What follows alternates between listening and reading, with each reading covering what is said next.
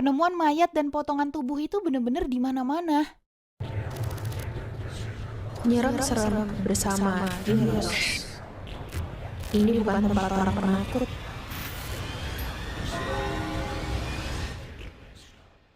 Selamat datang di Nyerem Serem bersama Geros. Apa kabar nih kalian semuanya? Semoga kalian sehat selalu di tengah-tengah pandemi kali ini ya kan? Mana sekarang makin-makin lagi nih gara-gara ada Omicron, Unicorn, apalah itu ya. Udah gitu kasusnya makin naik terus lagi. Tapi semoga aja bener nih katanya Omicron bakal mengakhiri pandemi corona. Udah gak sabar banget semuanya balik ke normal tanpa ada parno-parnoan. Sebelum kita ngomongin horor nih, gue pengen mastiin dulu nih kalian yang nonton udah subscribe belum ke YouTube gue? Kalau belum, subscribe dulu sekarang. Udah?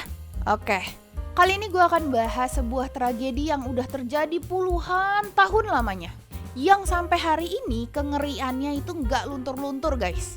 Tempat tragedi ini deket banget sama rumah gue, 15 menit nih nyampe. Tinggal ngesot, udah gitu gue sering banget lewat-lewat sana guys. Emang kalau malam hawanya tuh berasa ya di situ. Nah, ini adalah tragedi Bintaro.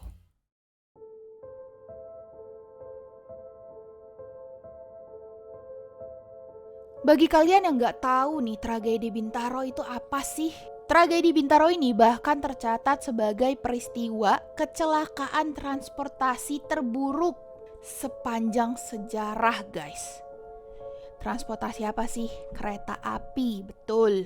Jadi nih ya, pada tanggal 19 Oktober 1987, masih pagi-pagi di Indonesia nih, tepatnya di Jakarta bagian selatan, suara tubrukan dan asap mengepul dari dua kereta yang bertubrukan, yaitu Patas Merak KA 220 dengan KA 225 yang bertabrakan di Pondok Betung Bintaro. Penampakan lokasi pada saat itu banyak mayat-mayat yang bergeletakan di jalanan. Sebagian dalam keadaan tidak utuh dan sebagian lagi ada yang masih utuh tapi sudah tidak bernyawa. Di mana tubuh-tubuh yang lain juga terjepit di antara besi-besi kereta api dan bahkan sebagian masih hidup. Bau darah yang sangat banyak yang bikin orang lewat situ tuh kecium bau anyirnya. Bau anyir itu memenuhi udara sekitar Pondok Betung. Kedua kereta itu melaju sangat cepat sampai-sampai ketika menabrak hancur parah, mengakibatkan bukan cuma puluhan jiwa tapi ratusan. Tepatnya 139 korban jiwa meninggal dan 300 lainnya luka-luka. Di mana diantaranya 113 berhasil diidentifikasi, sayangnya 26 lainnya tidak diketahui identitasnya sampai sekarang. Kejadian ini tuh berawal dari KA 220 dan KA 225 di Pondok Betung melintasi satu rel kereta api yang sama dari arah berlawanan, semacam posisi adu banteng gitu loh. KA 220 rute Tanah Abang sampai Merak kali itu membawa 478 penumpang. Tercatat masih dalam kapasitas normal guys. Sehingga penumpang-penumpang ini masih dapat duduk di kursi. Sementara KA 225 dengan rute Rangkas Bitung sampai Jakarta Kota itu membawa 1.887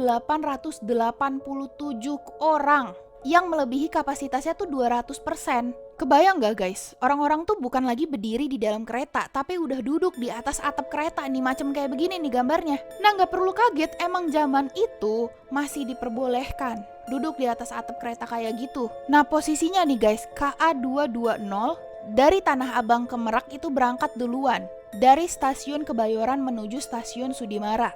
Nah hal ini tuh bikin kaget petugas stasiun Sudimara karena ada 3 jalur kereta yang udah terisi semua. Jadi intinya pasti salah satu ada yang tertabrak. Nah kemudian pemimpin perjalanan kereta api atau PPKA stasiun Sudimara meminta persilangan kereta di stasiun Kebayoran. Tapi di sini sayangnya terjadi perpindahan shift petugas PPKA tadi di stasiun Kebayoran yang dia nggak tahu apa-apa nih atas komunikasi yang sebelumnya terjadi. Nah kesalahan sepele ini yang mengakibatkan dua kereta itu bertabrakan. Udah gak bisa dielakin lagi karena dia gak tahu apa-apa, gak disampaikan juga. Para petugas yang terdiri dari masinis dan kondektur yang selamat dari tragedi itu mendapatkan sanksi tegas. Sayangnya nih, gue nggak nemuin detail sanksi yang mereka terima. Sampai sekarang, nyaris 35 tahun setelahnya, Bintaro seakan-akan masih berkabung dan berduka. Sampai-sampai nih guys, ada sosok legendaris Iwan Fals menulis sebuah lagu yang diangkat dari peristiwa ini. Judulnya 1910, yang diambil dari tanggal kejadian tragedi Bintaro. Lagu ini diawali dengan lirik, habis putaran roda, aku dengar cerita dari Bintaro, satu lagi catatan sejarah air mata. dan lirik lainnya yang berbunyi, Saudaraku, pergilah dengan senang, sebab luka sudah tak lagi panjang.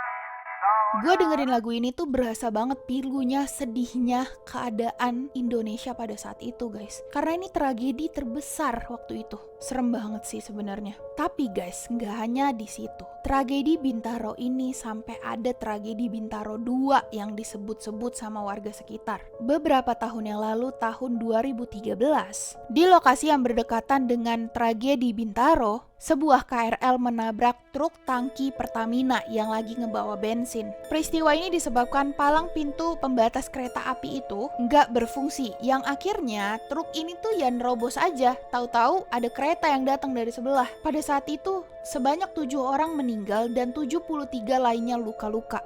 Berulang kali kejadian yang mirip terjadi di lokasi yang berdekatan, mengaitkan semua orang kepada hal-hal mistis nih.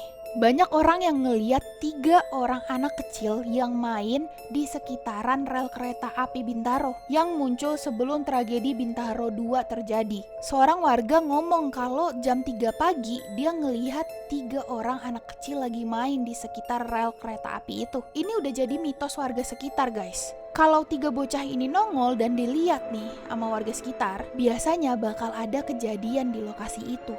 Dan bener aja, warga yang bernama Mahfud yang ngeliat 3 orang anak kecil itu menyaksikan sendiri juga tragedi Bintaro 2 secara langsung dengan mata kepalanya sendiri. Kata Mahfud, penampakan anak-anak kecil bermain udah jadi mitos di sini. Udah biasa kalau besoknya mau ada kejadian, ditongolin begituan mah udah sering. dan ternyata Mahfud sendiri guys menyaksikan tragedi Bintaro 1, di mana sehari sebelum tragedi Bintaro 1 dia itu melihat anak kecil lagi bermain juga tuh di sekitar rel. Waktu tragedi Bintaro 1 terjadi itu Mahfud masih kelas 2 SMP guys, masih kecil banget. Dia bahkan sampai ngomong kayak gini, Sudah sering di sini kecelakaan, mulai dari motor keserempet, metro mini lah. Nah, yang terbesar kan tragedi Bintaro 1. Kalau dulu jam 7.15 hari Senin pagi, dan tragedi kedua juga Senin, cuma kejadiannya siang, jam 11.15. Terus ada juga nih guys, gue nemu salah satu warga yang ngomong kalau ada kejadian berdarah lainnya jauh sebelum tragedi Bintaro 1. Yang ngomong ini usianya udah 91 tahun. Beliau ini bilang kalau kecelakaan kereta api yang ada di Pondok Betung itu atau tragedi Bintaro 1 itu adalah tragedi ketiga, bukan yang pertama. Sebelumnya ada kecelakaan kereta di tahun 1948 yang menewaskan para pejuang di Banten. Pada saat itu para pejuang Banten ini lagi naik kereta menuju markas penjajah Belanda. Beliau bilang kalau kejadian ini tuh pembantaian. Para pejuang yang dari Banten itu naik kereta api dan ketika dia sampai di stasiun Kebayoran Lama yang dulunya markas Belanda, itu langsung ditembakin sama Belanda di sepanjang jalan pelintasan Bintaro. Sayangnya kejadian ini nggak ke-expose dan nggak tercatat dalam sejarah. Entah mengapa. Udah gitu nih katanya mayat-mayat yang mati dibiarin gitu aja tergeletak dan nggak langsung dikuburin. Jenazahnya tergeletak di sepanjang rel Bintaro ke Pondok Betung. Begitu ucap bapak narasumber yang kelahirannya itu 1922, udah tua banget emang. Nah, selain penampakan anak kecil nih, ada banyak penampakan yang sering banget dilihat sama warga-warga sekitar. Gua sebutin ya satu-satu ya. Yang pertama, sosok anak kecil yang sering banget minta tolong. Kalau kalian lagi lewat nih di pelintasan rel kereta Bintaro, maghrib-maghrib, coba deh perhatiin suara yang kalian denger. Kali aja di antara suara motor, itu ada suara anak kecil yang lagi minta tolong ya kan. Dari kesaksian warga setempat nih, Suara anak kecil minta tolong itu udah sering banget terdengar, tapi nggak tahu sosoknya di mana, nggak kelihatan dia. Suara minta tolongnya itu tuh bener-bener kayak lirih banget, kayak bener-bener minta tolong gitu loh. Dan warga sekitar bilang, bisa jadi dia minta tolong untuk dikeluarin dari jepitan gerbong kereta api.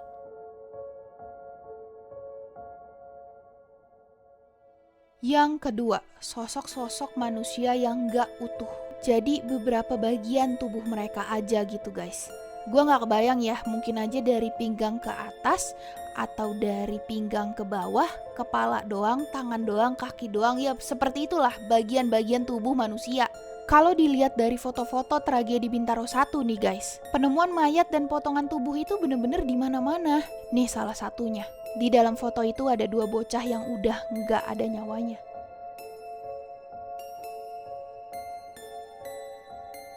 Yang ketiga, penampakan mata merah dan kepala buntung. Penampakan sosok yang memiliki mata merah ini nggak cuman ada di sekitar rel kereta api Bintaro aja guys. Tapi beberapa dari mereka melihat dia ada di dalam gerbong yang sedang melewati rel kereta api Bintaro. Sosok ini bentukannya, dia tuh kepalanya buntung. Dia peluk erat-erat di dadanya, tapi dengan wajahnya itu ke depan, jadi kalian bisa lihat matanya. Matanya itu merah nyala. Zrem banget sumpah.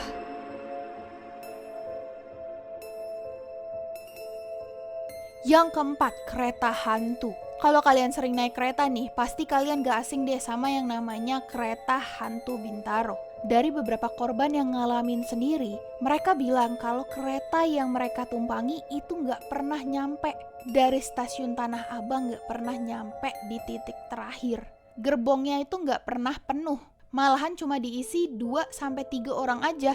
Tapi semuanya itu udah pasti menunduk dan pucat dan gak gerak sama sekali. Pada lintas tempat tragedi Bintaro, kereta itu tuh bakal berhenti guys. Padahal itu bukan stasiun, bukan tempat berhentinya kereta menurunkan penumpang, bukan. Tapi penumpang itu diturunkan di situ. Orang-orang yang turun ini disambut sama warga-warga sekitar guys. Yang tentunya heran sama tingkah laku mereka. Yang dilihat sama warga-warga sekitar itu, mereka tuh lagi jalan aja gitu, menelusuri rel kereta api itu, gak masuk ke kereta.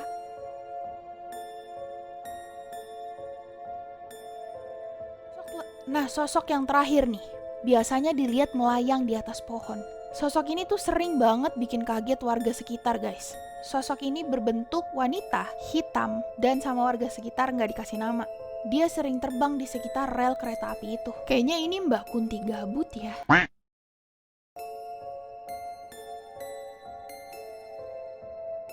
Dan yang terakhir ini bau anyir, darah, dan juga bau daging terbakar. Ini kata warga sekitar nih guys, yang sering banget nyium bau anyir darah dan bau daging yang terbakar.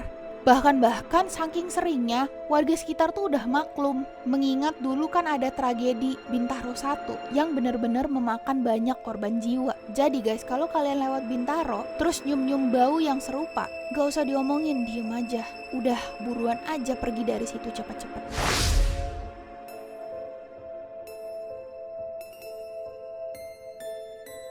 Nah, udah sampai di sini aja guys. Kalian tenang, udah selesai kok. Pasti udah merinding kan? Gue sih udah merinding.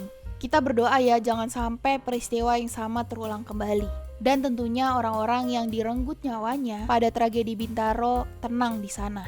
Dan juga nih guys, bagi kalian yang masih nonton sampai sekarang, gue mau ngingetin, jangan pernah lupa berdoa sebelum berangkat. Naik apapun itu, pokoknya keluar rumah, berdoa dulu. Berdoa supaya balik ke rumahnya selamat. Karena kita nggak pernah tahu guys, ajal kita sampai di mana ya kan. Kalimat hati-hati di jalan ya, itu juga nggak bisa diremehin. Jadi jangan malu-malu nih buat ngomongin itu ke siapapun yang kalian tahu mereka lagi pengen pergi ke suatu tempat. Itu aja dari gue. Kalau kalian suka gue bahas tragedi-tragedi di Indonesia kayak episode ini, komen di bawah ya gue selanjutnya bahas tragedi apa. Siapa tahu gue bakal datang dengan requestan kalian di Nyerem Serem selanjutnya. Oke, sudah sampai situ aja. Jaga kesehatan. Bye guys. Subscribe dan nyalain notifikasi buat dapetin konten horor lainnya. Juga like and share video ini ke teman kalian yang bukan penakut. Cek TikTok dan IG gue di sini ya. Nggak merinding, nggak seru.